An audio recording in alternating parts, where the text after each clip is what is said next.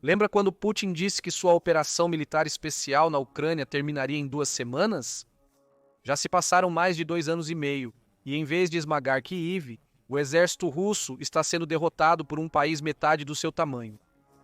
Para uma suposta superpotência mundial, o exército de Putin está mais para um espetáculo de circo, mal treinado, mal equipado e se rendendo rapidamente. A Ucrânia está reconquistando território rapidamente, enquanto a Rússia luta com tanques obsoletos que parecem de museu. Primeiro, precisamos estabelecer alguns pontos de partida. Segundo o site Global Firepower, que avalia e compara exércitos nacionais em diversas métricas, a Rússia ocupa atualmente a segunda posição, atrás apenas dos Estados Unidos. A Rússia tem se mantido entre as 3 a 5 maiores potências militares do mundo por décadas. Mão de obra, economia e disponibilidade de equipamento militar são alguns dos principais contribuintes para essa alta pontuação.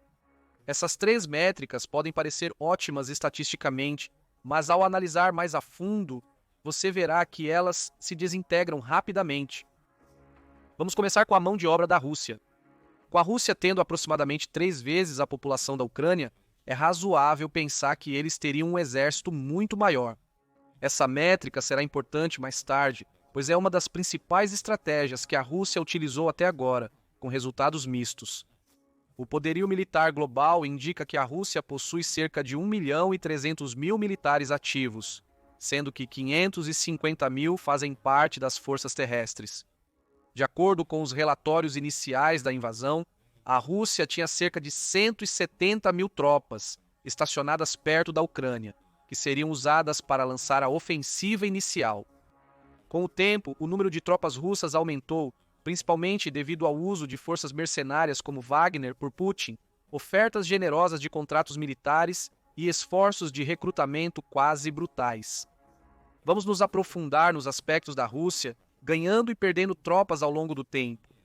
Estimava-se que a Rússia estaria mobilizando cerca de 300 mil tropas dentro e ao redor da Ucrânia até 2023 após o desdobramento inicial. Esse número não cresceu muito ao longo dos relatórios até 2024. Então, o que está acontecendo?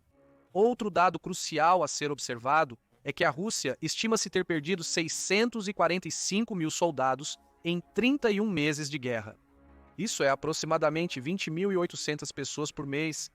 As perdas incluem mortes e ferimentos graves que impossibilitaram os soldados de servir ativamente.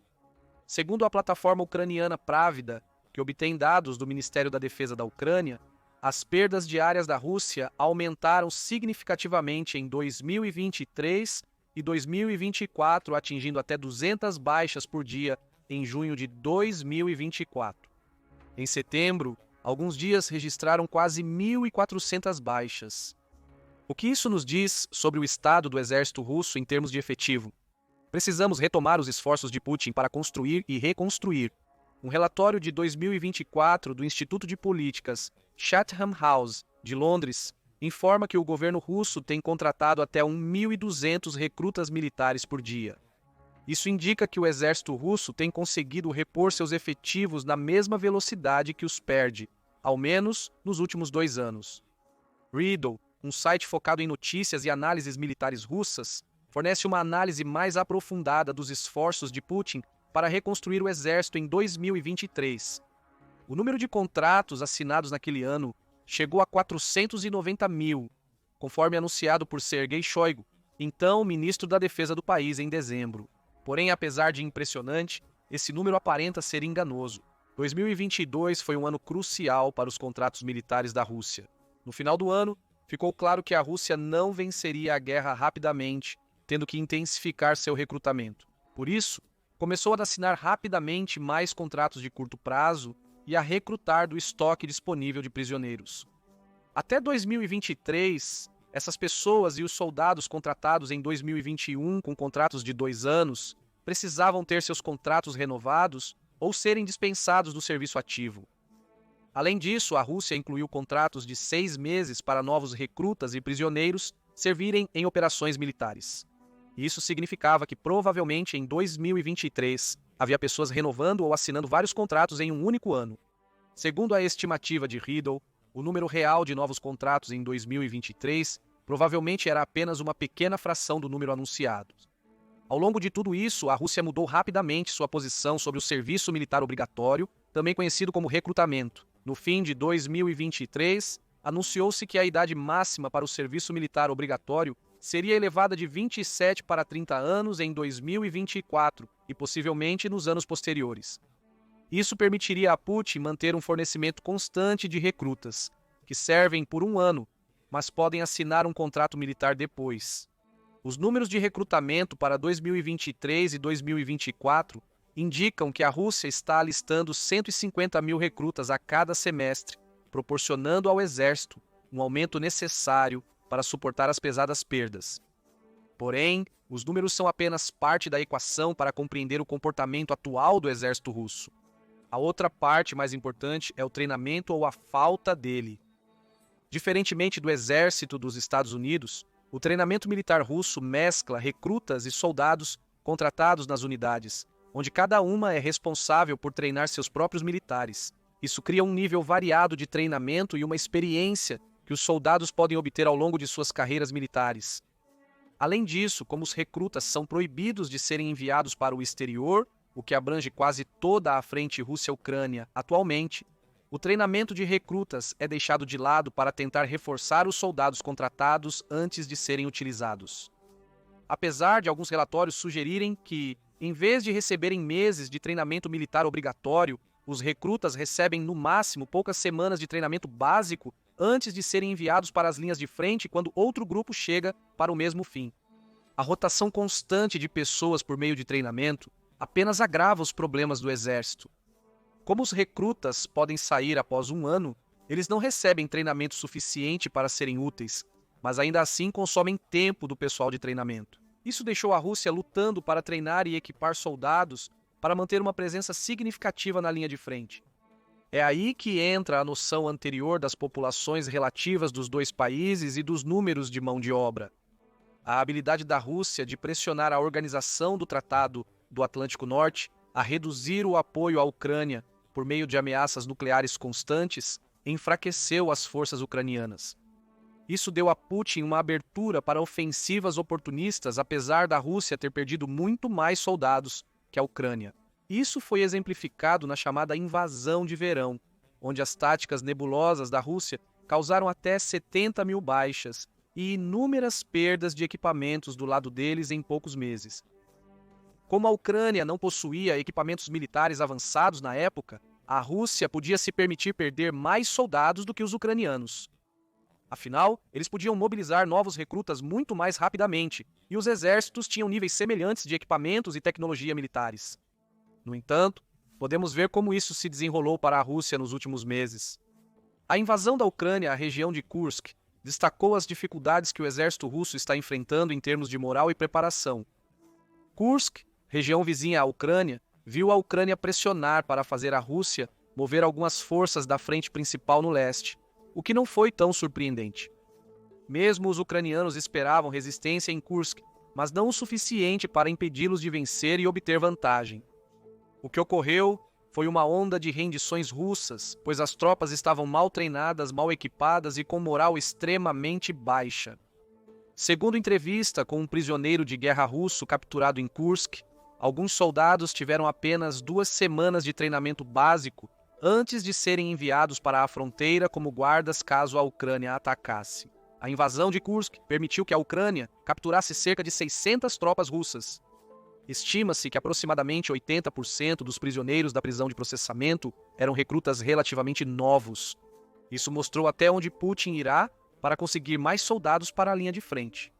Não são apenas os soldados que estão em alta demanda no exército russo. Putin também necessita de equipamentos militares de qualidade. Tome como exemplo a surpreendente reviravolta nos eventos da ofensiva russa em Kharkiv no verão de 2024.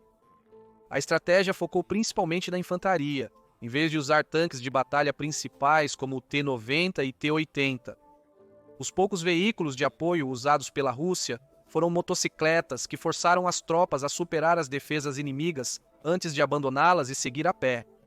A Rússia também utilizou tanques tartaruga, que são tanques de sucata parcialmente combinados com veículos de apoio à infantaria, reforçados com armadura adicional, mas praticamente sem capacidade ofensiva. O propósito dos tanques improvisados era absorver o fogo inimigo, protegendo a infantaria russa e aproximando-os da linha de frente. Como você deve saber, a estratégia inteira foi um enorme fracasso. Então, o que deu errado com o equipamento militar russo? O segundo melhor exército do mundo deveria ter tanques e veículos blindados suficientes para um ataque multiprongado. A resposta para isso é um pouco complicada. Vamos dividir os armamentos da Rússia em algumas categorias. Primeiro, temos os tanques de batalha principais.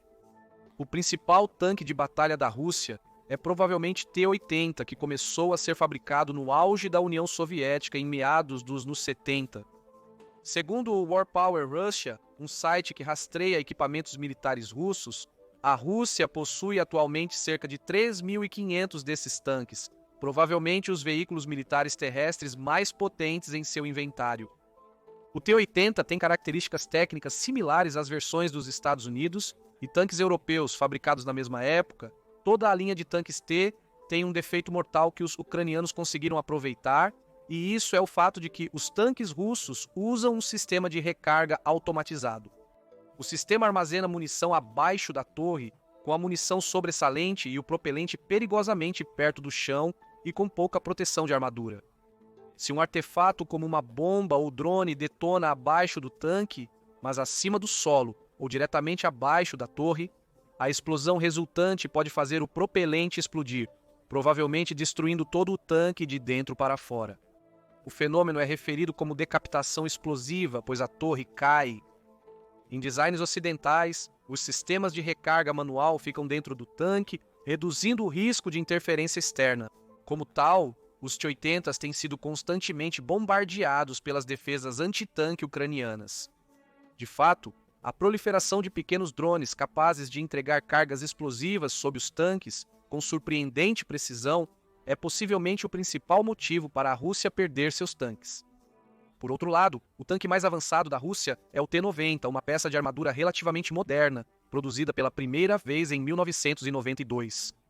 Os tanques foram atualizados até 2017, tornando-os comparáveis ao M1 Abrams em munição, velocidade e sistemas defensivos. A Rússia tem cerca de 600 desses tanques à sua disposição. Apesar de suas vantagens, o T-90 não se saiu bem contra as defesas antitanque ucranianas, devido ao mesmo defeito de design no sistema de carregamento automático de seu antecessor. Relatórios do final de 2023 sugerem que a Rússia só começou a utilizar e perder esses tanques depois que os estoques iniciais de T-80s começaram a diminuir. O aumento na perda de tanques modernos ocorreu porque eram uma das poucas opções restantes para a Rússia implantar.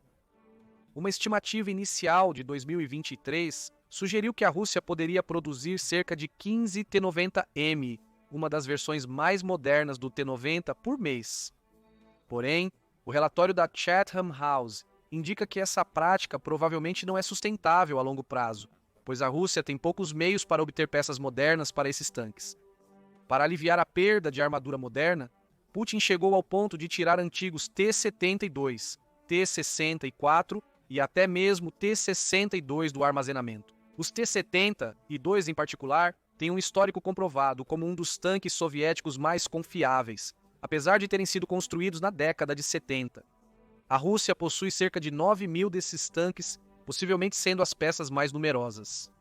Segundo a War Power Russia, Putin perdeu mais de 1.000 tanques no conflito. O mesmo conceito se aplica à acumulação de perdas, com tanques incapazes de avançar devido aos ataques de drones e defesas antitanque doadas incansavelmente pela Organização do Tratado do Atlântico Norte à Ucrânia. As peças mais antigas, T-64 e T-62, são praticamente peças de museu reformadas que a Rússia tenta usar para absorver o armamento inimigo. A Rússia possui cerca de 15.000 tanques, sendo 10.000 prontos para combate e o restante necessitando de retrofit. Apesar disso, o país perdeu um total de 8.800 tanques ao longo de 31 meses. Isso pressionou intensamente a indústria doméstica a criar ou reformar mais tanques. Apesar de ter perdido 40% dos seus tanques, a Rússia ainda não conseguiu avançar significativamente pela Ucrânia nos últimos 18 meses de guerra.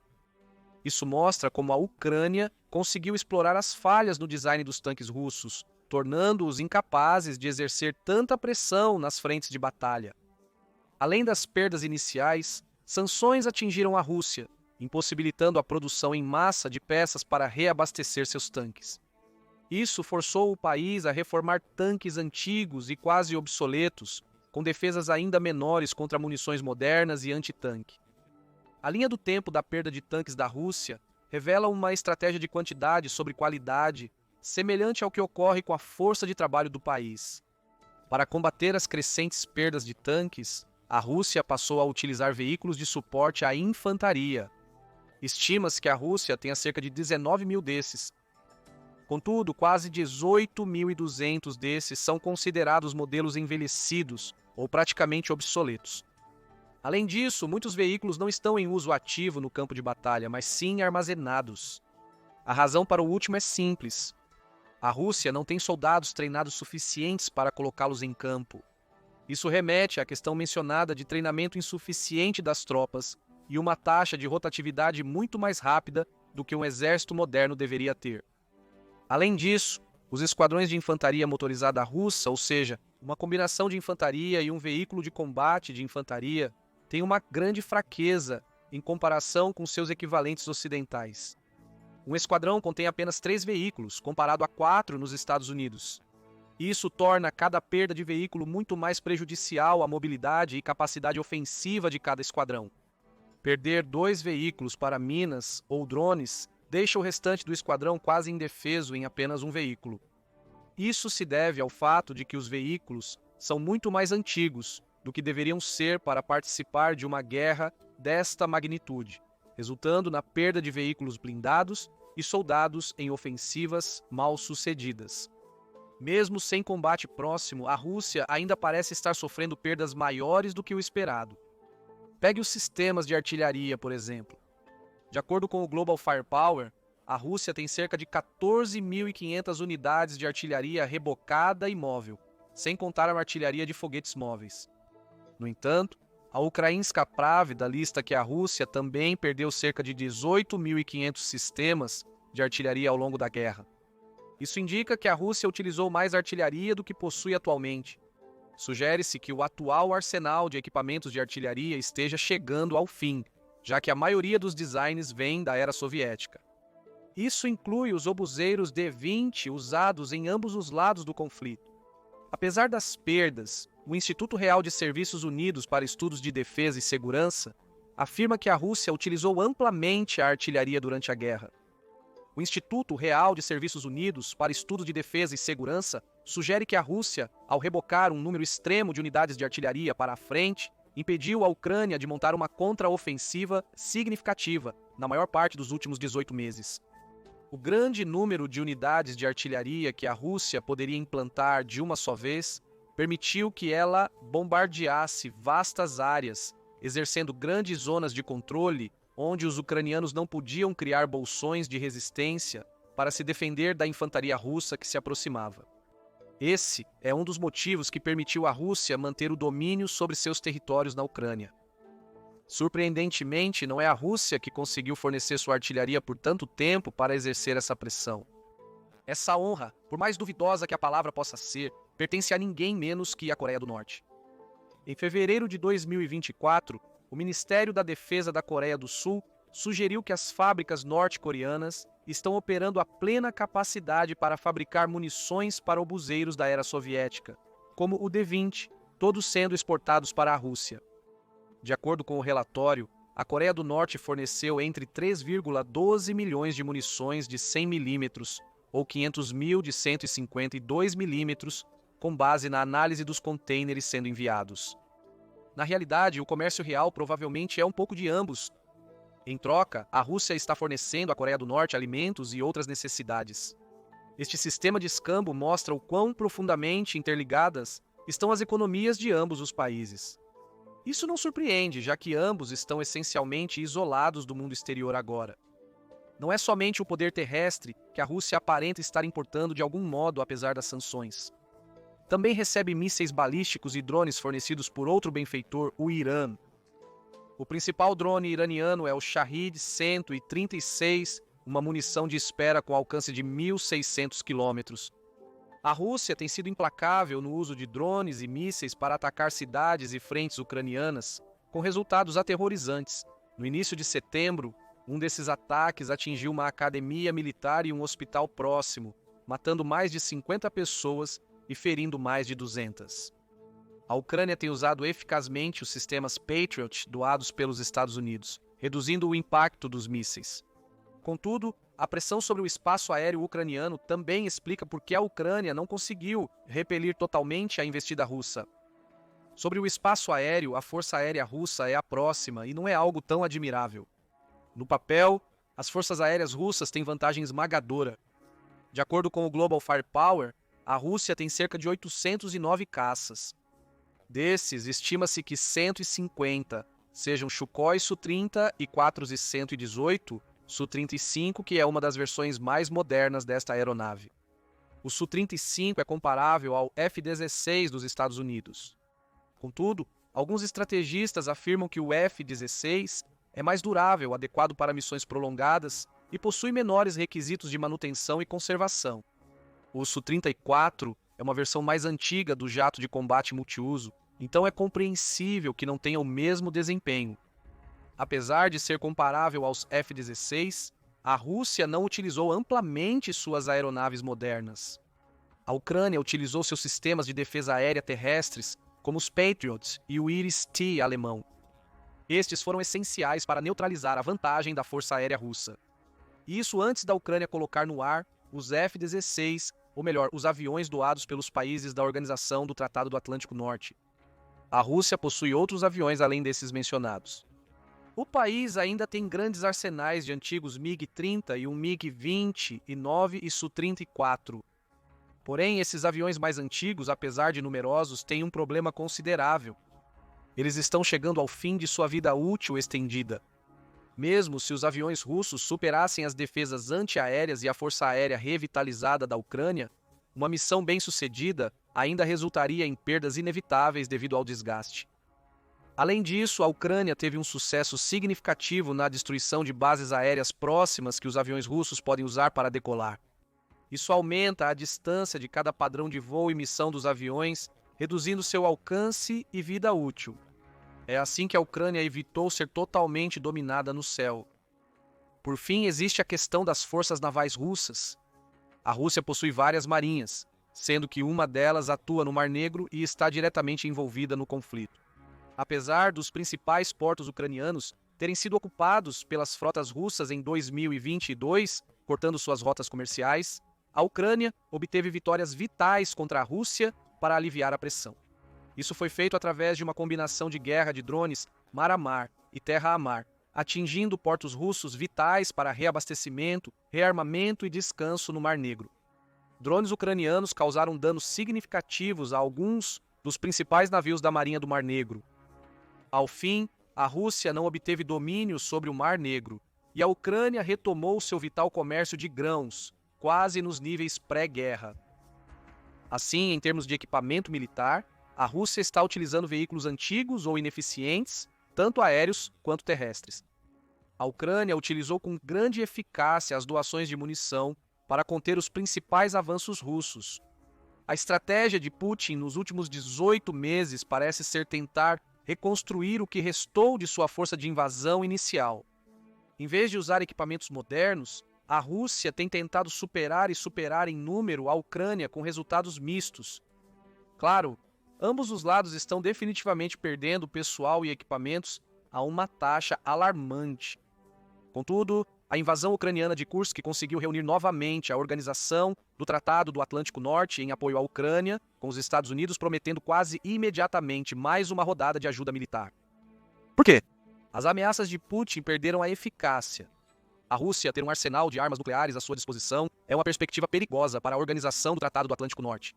Toda vez que a aliança tentava fornecer ajuda mais moderna à Ucrânia, Putin sugeriu que estaria ultrapassando uma das linhas vermelhas da Rússia, implicando retaliação com armamento nuclear. A última linha vermelha era a Ucrânia ser capaz de invadir o território russo.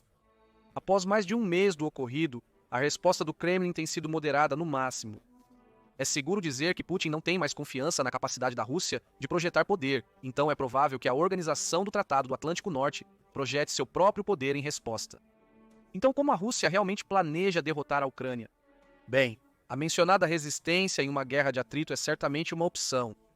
Apesar das 645 mil baixas e 900 mil emigrantes nos últimos anos, a Rússia ainda possui uma grande vantagem populacional em relação à Ucrânia. Mas a invasão de Kursk e os mais recentes ataques de drones ucranianos diretamente em Moscou mostraram que o moral russo está à beira do colapso total.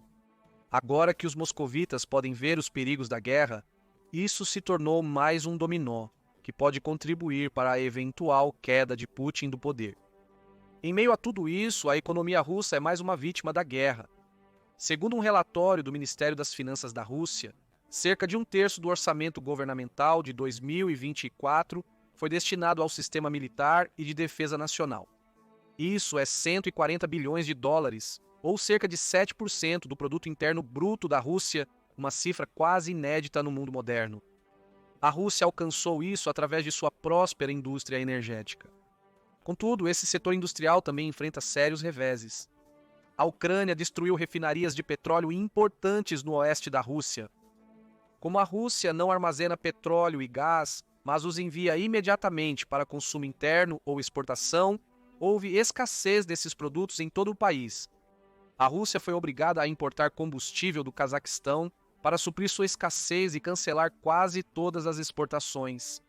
Isso impactará significativamente a economia, já que o comércio de petróleo chegou a contribuir com cerca de 30% das exportações totais da Rússia durante a guerra. Com uma economia falida, baixo moral e tropas mal treinadas e equipadas, o exército russo só pode ir para baixo na história como o suposto segundo melhor exército do mundo, que falhou em usar suas vantagens para invadir a Ucrânia e impedir que a guerra se prolongasse. Mas o que você acha? A Rússia conseguirá se recuperar? Conte para a gente nos comentários e obrigado por assistir. Confira agora as verdadeiras razões para a incompetência da Rússia ou assista a este outro vídeo.